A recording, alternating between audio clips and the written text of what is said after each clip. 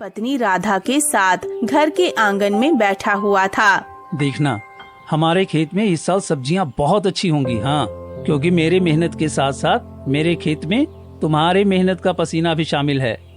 नहीं, सारे गांव में केवल तुम ही मेहनती और ईमानदार हो। तुम्हारे पास जमीन तो कम है, लेकिन तुम्हारा दिल बहुत बड़ा है। राधा ने किशन लाल की तारीफ की। कुछ देर बाद दोनों पति पत्नी उठकर घर के अंदर चले गए। राधा बोली, मैं तुम्हें एक बात बताना तो भूल ही गई। मैंने सुना है लोग बाजार में आजकल जंगल की ताज़ी सब्जियां बहुत पसंद करते हैं, और मैं ये कहती हूँ कि आप एक बार जंगल जाओ, कुछ ताज़ा सब्जियां बेचने के लिए ले आओ, और साथ में कुछ लकड़ियाँ भी ले आओ। घर में लकड़ियाँ खत्म हो गई हैं। किशन लाल ने तुरंत जवाब दिया, अरे चिंता मत करो, मैं कल सुबह सबसे पहले जंगल में लकड़ियाँ और सब्जियाँ काटने के लिए ही चला जाऊंगा। ठीक है ना? चलो अब सो जाओ। अगली सुबह किशन लाल सब्जी और लकड़ियाँ काटने के लिए जंगल चला गया। किशन लाल एक जगह से लकड़ी और सब्जियां इकट्ठी करने ही लगा था कि तभी उसने देखा झाड़ियों में एक घायल खरगोश करहा रहा था।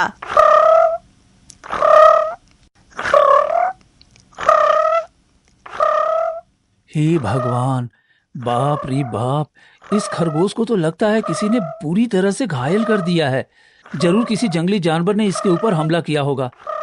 बताओ भला, बेचारे के पैर से कितना खून बह रहा है। किशन लाल ने करहाते हुए खरगोश को देखा। किशन लाल खरगोश के पास बैठा। काश तू बोल सकता, तू बता सकता कि तुझे तकलीफ कहाँ है। फिलहाल तो तेरे पैर में खून दिख रहा है, लेकिन जिस तरह से तू दर्द से तड़प रहा है ना, बाप रे, तकलीफ तो कहीं और ही है। उसी समय वहाँ एक ऋषि महात्मा आ पहुँचे और पूछा, कौन हो तुम और खरगोश से क्या बातें कर रहे हो? प्रणाम ऋषि महात्मा, मैं तो बस लकड़ियां और सब्जियां काटने के लिए जंगल में आया था। इस घायल खरगोश को देखा तो इसके ऊपर तरस आ गई। लगता है किसी जंगली जानवर ने हमला किया है इसके ऊपर। देखिए ना, इसके पैर से कितना खून बह रहा है, लेकिन जिस तरह से ये तड़प रहा है, मुझे तो लगता है कि इसे कहीं और ही तकलीफ है। किशन लाल ने ऋषि महात्मा को सारी बात बताई। ऋषि महात्मा ने मुस्कुराते हुए कहा, हाँ, बहुत कम इंसान होते हैं जिनके मन में जानवरों के प्रति इंसानियत होती है। रुको रुको रुको। इतना बोलकर ऋषि महात्मा मंत्र पढ़ने लगा। ओम नमो भगवते वासुदेवाय धन्वंतराय अमृत कलश हस्ताय सर्वमाया विनाशाय त्रिलोकनाथाय श्री महाविष्णुवे नमः। अचानक रंग बिरंगी किरणों से खरगोश का जख्म सही हो गया। ऋषि महात्मा बोले, हाँ, अब ये खरगोश तुम्हें बता सकता है कि इसकी तकलीफ कहाँ है। खरगोश उठकर खड़ा हो गया। मेरे पेट में बहुत दर्द हो रहा था। हाँ, अब अच्छा लग रहा है। एक लोमड़ी ने मुझ पर हमला किया। मैं बचने के लिए भागा। लोमड़ी का पंजा मेरे पैर में लगा और मेरा पैर घायल हो गया। भागने की वजह से मैं ठीक से कूद नहीं पाया, और जैसे ही गिरा, बाप रे बाप, मेरे पेट में बहुत चोट लग गई थी। किशन लाल आश्चर्यचकित रह गया। अरे, तुम तो बिल्कुल मनुष्य की तरह बात कर रहे हो। ये कैसे संभव हुआ? खरगोश ने जवाब दिया, जब ऋषि महात्मा ने मंत्र पढ़ा ना, तब मुझे ऐसा लगा कि मेरे अंदर बात करने की शक्ति आ गई है। मैंने बोला और मेरी आवाज तुम तक पहुंच गई। लगता है ये चमत्कार ऋषि महात्मा ने किया है। अच्छा ये बताओ, तुम मेरे घर पे चलोगे? ओहो, अब तुमने मेरी जान बचाई है, तो अब तो मैं तुम्हारे साथ ही चिपक गया हूँ। मतलब मैं तुम्हारे साथ ही रहूँगा। और क्योंकि मैं इंसानों की तरह बात करने लगा हूँ, तो मैं खरगोशों से अब तो अलग ही हो गया हूँ ना। क्या करूँगा उन खरगोशों के साथ रहकर? अब तुमसे जी भर के बातें करूँगा। चलो, तुम मेरा कोई अलग नाम भी रख सकते हो। बताओ बताओ, मेरा नाम क्या रखोगे? बड़े मजे की बातें करते हो तुम। चलो ठीक है, मैं तुम्हें आज से मिंटू कह के पुकारूंगा। क्यों, कैसा नाम है? अच्छा नाम है ना? हाँ हाँ, अच्छा नाम है। चलो चलो चलो, घर चलते हैं।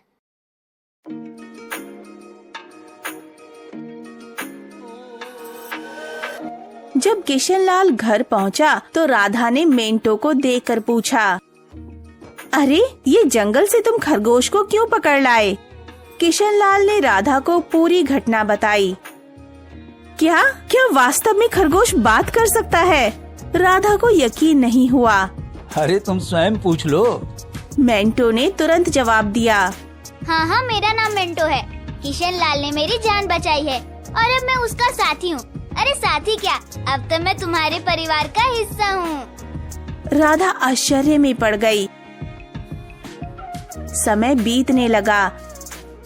मेंटो की मौजूदगी घर में नई जान ले आई थी। धीरे धीरे मेंटो राधा के काम में हाथ बटाने लगा था।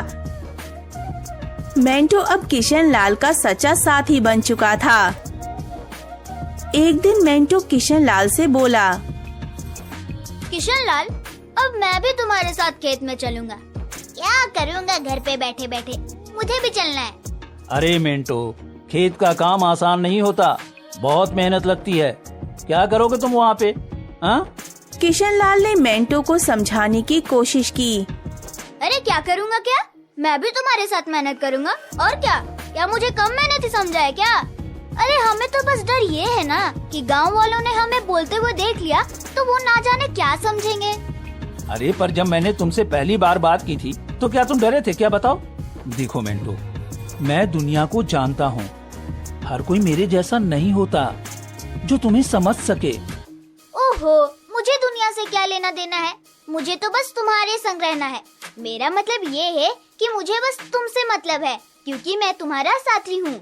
किशनलाल मुस्कुराया और अगले दिन मेंटो को साथ लेकर खेत चला गया। कुछ ही दिनों में मेंटो ने खेती की हर बात सीख ली। अब वो किशनलाल का सच्चा मददगार बन गया था। किशनलाल, अरे आज की मिट्टी तो बहुत भारी लग रही है। अरे मेंटो, अब तो तू पक्का किसान बन गया है। मिट्टी का फर्क भी समझने लगा है।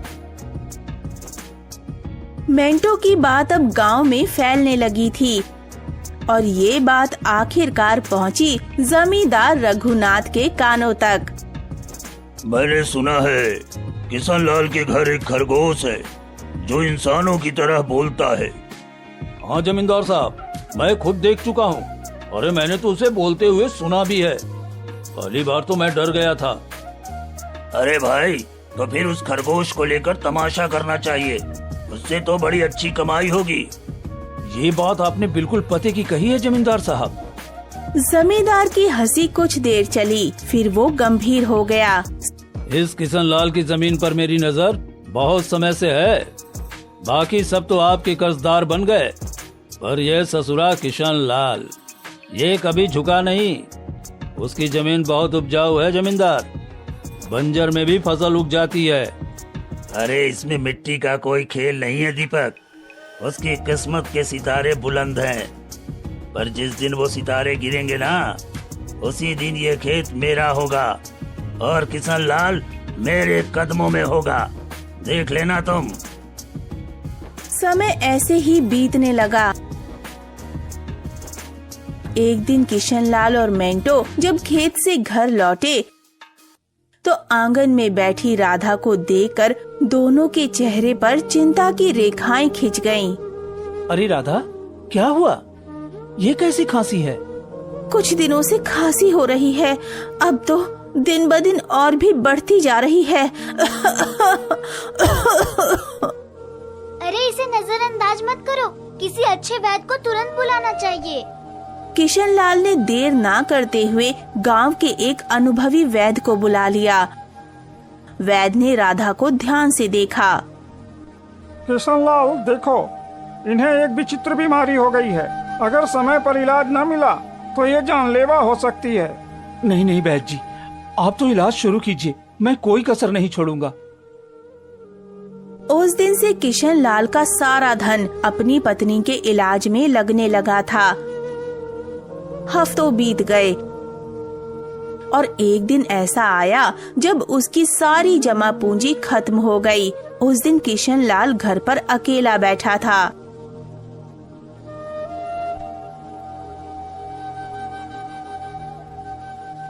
ऐसे उदास मत बैठिए, मैं अपने आप ठीक हो जाऊंगी।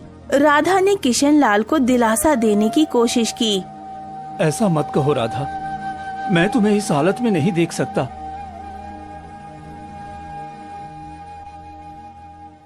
तभी मेंटो तेजी से दौड़ता हुआ आया। किशन लाल, हिम्मत मत हारो। तुम्हारे दो भाई इस गांव में रहते हैं और तुमसे ज्यादा धनी भी हैं। उनसे मदद क्यों नहीं मांगते हो? किशन लाल को ये बात ठीक लगी। उसी शाम वो मेंटो को साथ लेकर अपने बड़े भाई प्रेमचंद के घर गया। ओहो, किशन लाल, क्यों भाई, आज हमारे घर का रास्ता कैसे भूल गए? भैया, अर्चना की बीमारी के बारे में तो अब गांव में सब जानते हैं। मैंने जो कुछ भी कमाया सब इलाज में लग गया।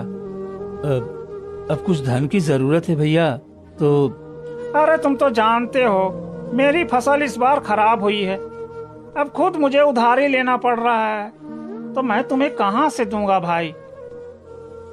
किशन लाल कुछ नहीं बोला, सिर झुकाकर बाहर निकल आया। अरे वो झूठ बोल रहा था किशन लाल, मैंने उसके चेहरे को देखा है, वो देना ही नहीं चाहता था। हाँ जानता हूँ रे मिंटो, पर चलो एक और भाई है, उससे मिलते हैं, चलो। अब दोनों प्रकाश के घर पहुँचे। अरे ओ किशन लाल, आज भाई की कैसे याद आ गई? भैया, मेरी पत्नी राधा बहुत बीमार है, थोड़ा सा धन चाहिए इलाज के लिए। क्या? अरे बंटवारे में वैसे भी तुझे ज्यादा जमीन मिल गई थी, उसे बेच क्यों नहीं देता? मेरे पास धन का पेड़ लगा है क्या जो मांगने चले आए? झूठ मत बोलो भैया, सच तो यह है कि तुमने और प्रेमचंद भैया ने मेरे हिस्से की जमीन भी दबा ली थी। मुझे 6 बीघा जमीन मिलनी थी और मिली कितना? 2 बीघा। हाँ, 2 बीघा। अरे निकल जा यहाँ से, अगर कर्ज लेना है तो जमींदार के पास जा, मुंह उठा के चले आए यहाँ। अरे भाग यहाँ से।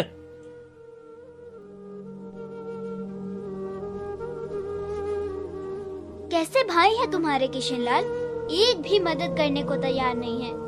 हाँ, इस दुनिया में ऐसे ही इंसान होते हैं, मतलबी, अपना पराया कुछ नहीं देखते। तो अब क्या करोगे? क्या जमींदार के पास जाओगे? हाँ, मजबूरी है मिंटो, मैं नहीं जाना चाहता था, पर तुम्हारे कहने पर अपने भाइयों के पास गया। अब तुम ही बताओ, मेरे पास और क्या रास्ता बचा है?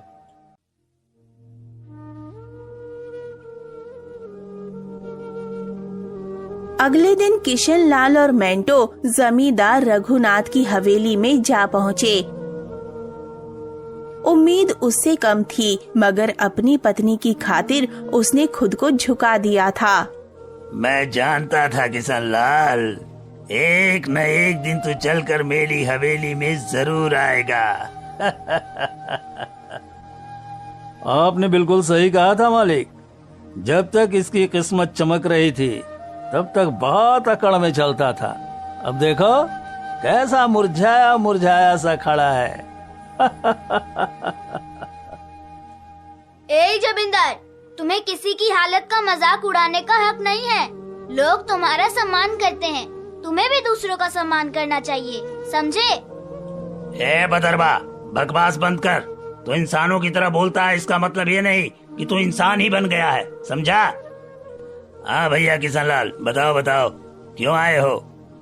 अब क्या बताएं जमींदार जी, आपको तो सब पता है, मेरी पत्नी बहुत बीमार है, सारा धन इलाज में चला गया, कुछ धन की आवश्यकता है। अच्छा, तो धन चाहिए तो भैया मेरी शर्तें सुन लो। ब्याज 50% और बदले में कुछ गिरवी रखना होगा। अब मेरे पास बचा ही क्या है जो मैं गिरवी रखूं? जो सोने चांदी के आभूषण थे वो भी इलाज में बिक चुके हैं। अरे है ना, क्यों नहीं है? तेरे पास 2 बीघा जमीन है। अरे भैया उसे गिरवी रखो, वक्त पर कर्जा चुकाएगा तो जमीन तेरी वरना मेरी, सीधा हिसाब है। बोलो भैया। किशन लाल सोच में पड़ गया। उसे अपनी पत्नी का जीवन बचाना था, मगर कीमत बहुत बड़ी थी।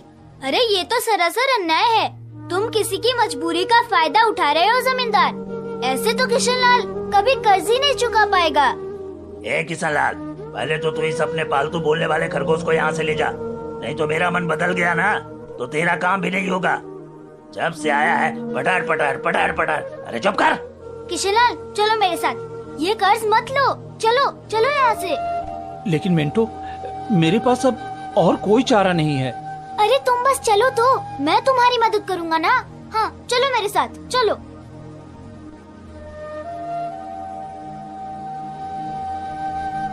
किशनलाल मेंटो के साथ चला गया। हवेली के भीतर जमींदार रघुनाथ और दीपक गुस्से से खौल रहे थे। ए मालिक, किशनलाल तो हाथ से निकल गया। अरे चिंता मत कर बेटा, मजबूरी उसे फिर लौट आएगी।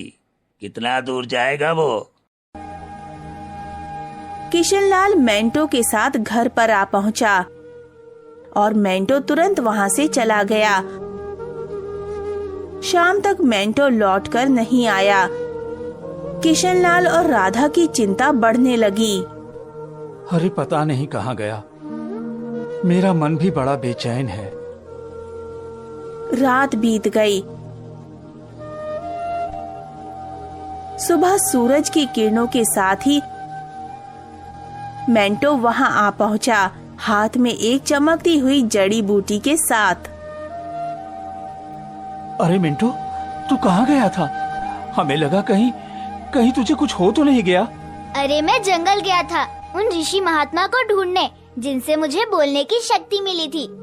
उन्हें मैंने सारी बात बताई और उन्होंने दया करके ये जड़ी बूटी दी है। उन्होंने कहा है कि इससे बड़ी सी बड़ी बीमारी ठीक हो सकती है। मेंटो ने वो जड़ी बूटी राधा को दे दी। कुछ देर बाद राधा की आंखों में चमक लौट आई। मुझे बिल्कुल स्वस्थ महसूस हो रहा है, जैसे मैं कभी बीमार ही नहीं थी। राधा, तुम्हारी तो खांसी भी ठीक हो गई। और मिंटो, तू तो हमारे लिए देवता बन गया रे।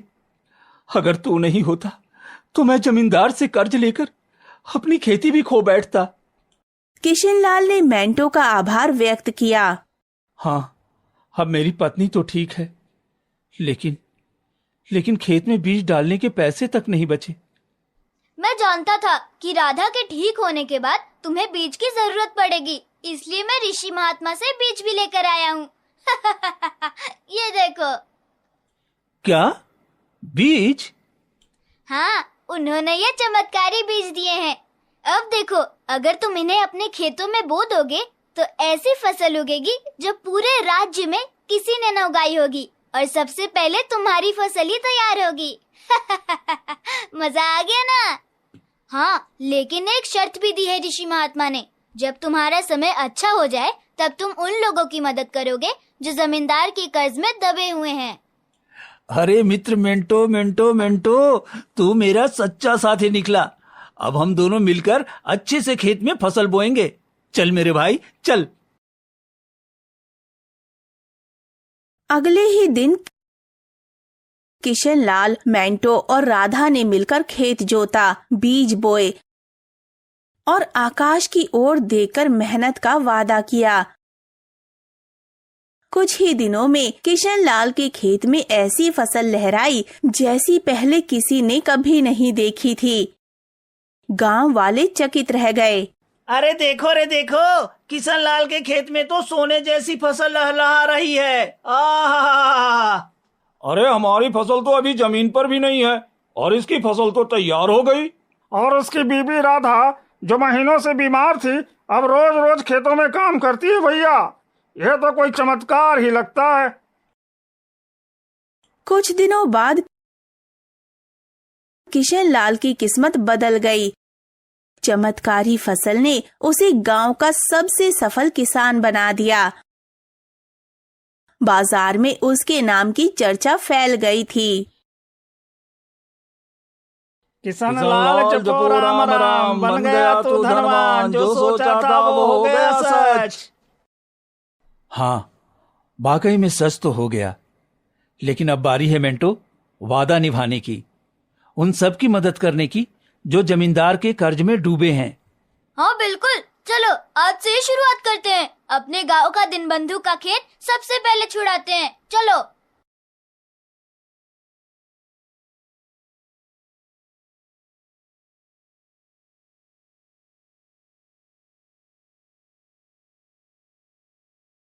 किशनलाल भैया, आज आपने हमें नया जीवन दे दिया।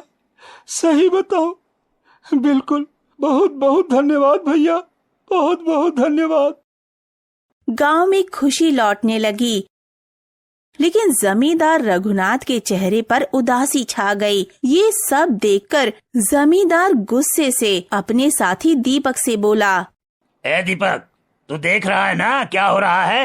हाँ मालिक, किशनलाल ने सबके कर्जे चुकाने शुरू कर दिए हैं। अगर यही चलता रहा ना तो एक दिन तो हमारी जमींदारी खत्म हो जाएगी और हमारा दबदबा भी खत्म हो जाएगा। आप आदेश दीजिए मालिक, करना क्या है? अब बहुत हो गया दीपक। अगर ये किशनलाल ऐसे ही सबकी जमीन छुड़वाता रहा ना तो मेरा क्या बचेगा? मेरा दबदबा, मेरी हवेली, सब कुछ खत्म हो जाएगा।